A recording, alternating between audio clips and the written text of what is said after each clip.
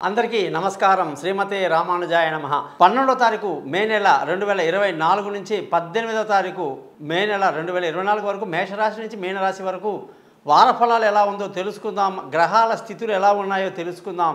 ముఖ్యంగా ఈ వారంగానే చూసుకుంటే గురువు వృషభ రాశిలో సంచరిస్తూ, చంద్రుడు మిథునం, కర్కాటకం, సింహం ఈ 3 రాశిలో సంచరిస్తున్నాడు. కేతు కన్యా రాశిలో, శని కుంభరాశిలో, రాహు కుజ గ్రహాలు మీనరాశిలో, అలాగే సూర్యుడు, బుధుడు, శుక్రుడు 3 గ్రహాలు కూడా మేషరాశిలో సంచరిస్తున్నాయి. సూర్యుడు 16వ తారీఖు నాడు మనకి పూర్తిగా వృషభ రాశిలోకి రాబోతున్నాడు అన్నమాట. ఈ విధంగా 12 రాశులకి వాటి ఫలితాలు ఎలా ఉంటాయో తెలుసుకుందాం. మీరందరూ కూడా మీ జాతకాలు తెలుసుకోవడానికి కోసం నా యొక్క పై నెంబర్లో వాట్సాప్లో మీ పేరు, డేటు, టైం పంపించండి. మీ జాతకాలు రెడీ అవుతాయి. మీతో ఫోన్లో 15 నిమిషాలు మాట్లాడి పరిహారాలని చెప్పి జాతకం మొత్తం మీకు మెయిల్ చేస్తాను. అలాగే మీకు క్లియర్గా అర్థం అవ్వడానికి కోసం జాతకాలు మీకు చదివితే అర్థం కాదు కాబట్టి రికార్డు కూడా చేయించి 15 నిమిషాలు మీకు వినిపిస్తాను. వీటికన్నది కూడా చిన్న గురుదక్షిణ ఉంటుంది, అది మీరు పేస్ట్ చేస్తే సరిపోతుంది. అలాగే ఎవరికైతే డేట్ ఆఫ్ బర్త్ లేదో వాళ్ళు ముఖం కనిపించే ఒక ఫోటో, చేతులు ఎడమ చేతి రేఖలు ఆడవాళ్ళు, మగవాళ్ళు కుడి చేతి రేఖలు పంపిస్తే సరిపోతుంది. సో మీరందరూ మీ జాతకాలు తెలుసుకోవడం కోసం నన్ను కాంటాక్ట్ చేస్తారని ఆశిస్తూ, మీరందరూ కూడా నేను చేస్తున్న ఈ ప్రయత్నంలో నా యొక్క యూట్యూబ్ ఛానల్ thesimpleastrologer.comని సబ్స్క్రైబ్ చేసి నన్ను మీ స్నేహితులకి, బంధువులకు పరిచయం చేస్తారని ఆశిస్తూ, మా ఆశీర్వాదాలు ఎప్పుడు మీకు ఉంటాయని తెలియజేస్తూ, ముందుగా ఈ వారంగానే చూసుకుంటే ఆదివారం నుంచి శనివారం వరకు, అలాగే ఆరుద్ర నక్షత్రం నుంచి ఉత్తర నక్షత్రం వరకు, పంచమి నుంచి మనకి దశమి తిథి వరకు కూడా ఈ వార ఫలాలు ఉంటాయని మనం తెలుసుకుంటున్నాం.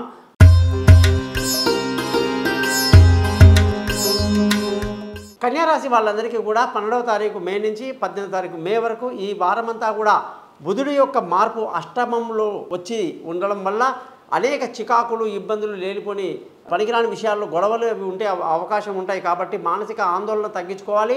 రోజు కూడా మహావిష్ణు సహస్రనామాన్ని చదువుకోవటం అష్టమ బుధుడి యొక్క స్థితికి మంచిది. ఇకపోతే ఈ వారంలో సూర్యుడి యొక్క మార్పు వీళ్ళకి ఖర్చు అధికాన్ని చూపిస్తుంది. బాగా ధనం వృధాగా ఖర్చు అయ్యే అవకాశాలు ఉంటాయి. కాబట్టి కన్యారాశి వాళ్ళు ఆ విషయంలో జాగ్రత్తలు తీసుకుంటూ ఉండాలి.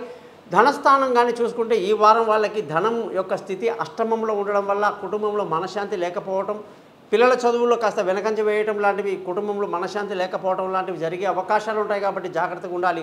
బంధువుల, స్నేహితుల సహాయ సహకారాలు ఈ వారం ఈ రాశి వాళ్ళకు పెద్దగా లభించదు. మానసిక ధైర్యాన్ని ముందు కలిగి ఉండాలి. విలువైన వస్తువులు, భూములు, వాహనాలు, ఇల్లు వగైరా ఏదైనా సరే కొనటానికి ఇప్పుడు గురువు యొక్క మార్పు చాలా బాగుంది. అష్టమ గురువు 9వ ఇంట్లోకి రావటం వల్ల కన్యారాశి వాళ్ళకు ఎంతో విలువైనటువంటి సహాయ సహకారాలు అందుతాయని చెప్పి చెప్పొచ్చు. తల్లి ఆరోగ్యం బాగుంటుంది. పిల్లల యొక్క భవిష్యత్తు గురించి ఆలోచిస్తే వాళ్ళు విదేశీ ప్రయాణాలు కానివ్వండి, దూర ప్రయాణాలు కానివ్వండి, దూర చదువులకు కానివ్వండి, ఎంత కష్టపడితే అంత మంచిది. ఖచ్చితంగా మంచి పరిహారాలు ఉంటాయి. తప్పకుండా చేసుకోవటం మంచిది. ముఖ్యంగా తెలివైన నిర్ణయాలు తీసుకోవడానికి మీ బంధువులతో, స్నేహితులతో మీరు కలిసి చేయటం మంచిది. ముఖ్యంగా కన్యారాశి వాళ్ళందరికీ కూడా భార్యాభర్తల మధ్య చక్కటి సయోధ్య కలిగి సంతోషంగా, ఆనందంగా ఉండే సమయం వచ్చింది. పెళ్ళిళ్ళు జరుగుతాయి. దూరంగా ఉన్న వాళ్ళు కలుసుకుంటారు. అన్ని రకాలుగా పార్ట్నర్షిప్ కలిసి వస్తుందని చెప్పి చెప్పవచ్చు. అదృష్టంగానే చూసుకుంటే ఈ వారం అదృష్టం ఈ రాశి వాళ్ళకి చాలా తక్కువ. తండ్రి సహకారాలు పెద్దగా లభించదు. తండ్రితో లేనిపోని వివాదాలకి దిగకపోవడం మంచిది. ఉద్యోగం అందరికీ కూడా, ఈ ఉద్యోగస్తులందరికీ కూడా ఉద్యోగంలో అష్టమాధిపతి గురువు బుధుడు అవ్వడం వల్ల చికాకులు, ఇబ్బందులు, అనుకున్న సమయానికి ఉద్యోగంలో ప్రమోషన్లు, ఇంక్రిమెంట్లు రాకపోవటం, ఈ టైంలో కొత్త ఉద్యోగాలకు ప్రయత్నించడం కూడా కాస్త ఇబ్బందికరంగానే ఉంది అని చెప్పి చెప్పాలి. కన్యారాశి వాళ్ళందరికీ కూడా, వ్యాపారస్తులందరికీ మంచి లాభాలతో ఈ వారమంతా ముందుకు దూసుకువెళ్తారు. ఖర్చులు అధికంగా ఉండే అవకాశాలు బాగున్నాయి. ఈ రాశి వాళ్ళందరూ కూడా రోజు విష్ణు సహస్రనామం చదువుకోవడం ఎంతో మంచిది. 12 రాశులకు ఈ వారం ఎలా ఉందో తెలుసుకున్నాం కదా. మీరందరూ కూడా మీ జాతకాలు తెలుసుకోవడానికి కోసం నన్ను కాంటాక్ట్ చేస్తారని ఆశిస్తూ, మీకు ఎటువంటి సలహాలు, ఎటువంటి ఆధ్యాత్మికటువంటి సందేహాలు, ధర్మ సందేహాలు ఉన్నా కూడా పైన ఇచ్చిన 3 నెంబర్లు నన్ను కాంటాక్ట్ చేయండి. మీ జాతకాలు తెలియజేసుకోండి. ఈ ఛానల్ని సబ్స్క్రైబ్ చేయండి. మీ బంధువులకి, స్నేహితులకి నా గురించి తెలియజేస్తారని ఆశిస్తూ మీ నుంచి సెలవు తీసుకుంటున్నాను. మీ గోపాలయంగా.